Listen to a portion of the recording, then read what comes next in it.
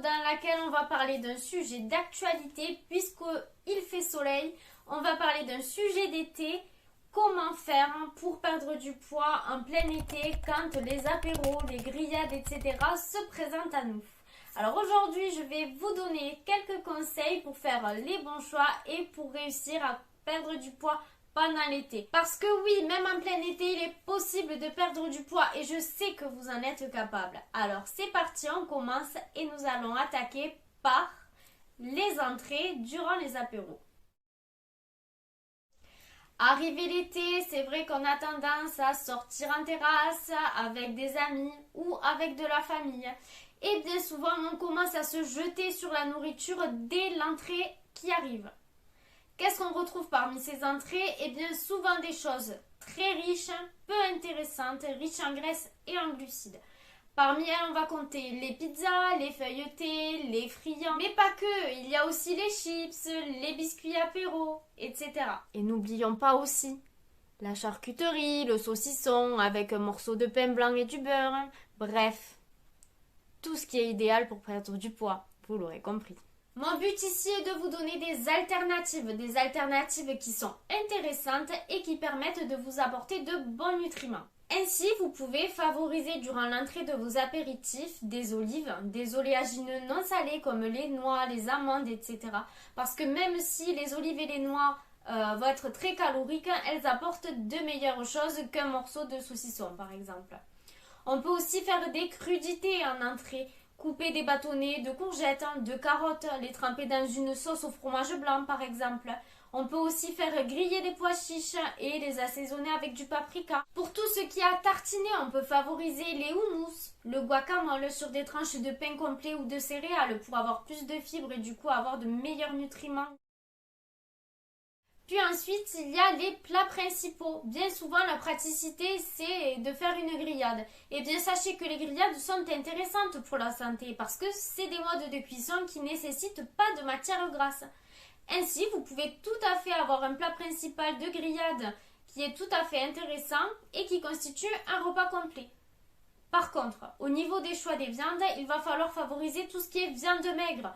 Le poulet, la dinde et éviter tout ce qui est du type saucisse, merguez, côtelette, magret.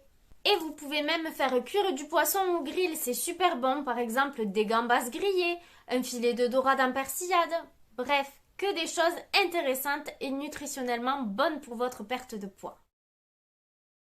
J'aimerais aussi faire un petit point sur les sauces, parce que oui, qui dit morceau de viande dit peut-être mayo ou sauce au poivre ou sauce roquefort. Des sauces qui sont quand même super riches. Moi, ce que je vous conseille, c'est d'opter plutôt si vraiment vous en sentez le besoin. Parce qu'il faut dire que apporter une sauce et un morceau de viande n'est pas forcément utile. Mais si vous en avez envie, plutôt vous dirigez vers du ketchup ou de la moutarde. Ces deux ne contiennent pas de matière grasse. Certes, le ketchup contient un peu de sucre, mais par rapport à de la mayonnaise, en termes de calories, d'énergie, de graisse, de sucre, on n'est quand même pas du tout sur la même chose. Donc, ketchup et moutarde sont vraiment les meilleurs choix à faire au niveau des sauces.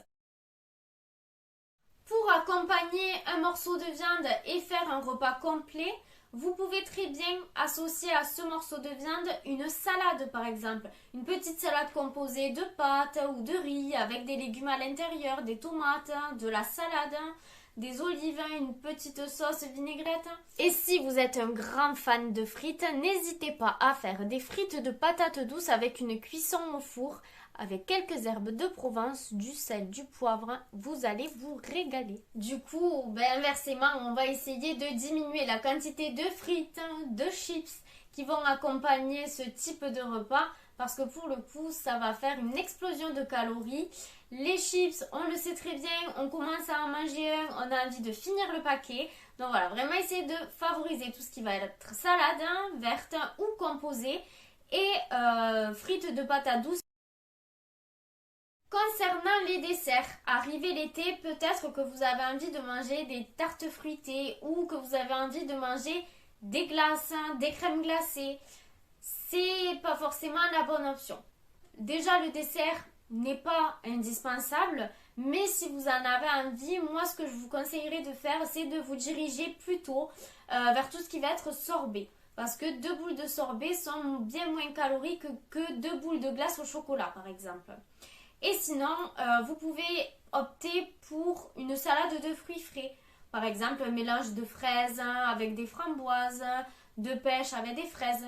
Des fruits frais qui nous apportent de la vitamine et qui font glisser le repas juste après un repas bien copieux entre copains. Concernant les boissons, eh bien sachez que la seule boisson indispensable est l'eau. Je sais, je ne vous l'apprends certainement pas. Donc tout ce qui va être alcool, tout ça, nous allons en parler juste après. Mais sachez que c'est ce que l'on appelle des calories vides. C'est des calories que l'on ingère, on ne s'en rend pas forcément compte au niveau du rassasiement et en plus de ça, ça nous apporte énormément de sucre d'un coup. Et ce n'est pas très utile. Pour les boissons sans alcool, eh bien c'est simple, vous pouvez boire de l'eau ou de l'eau infusée.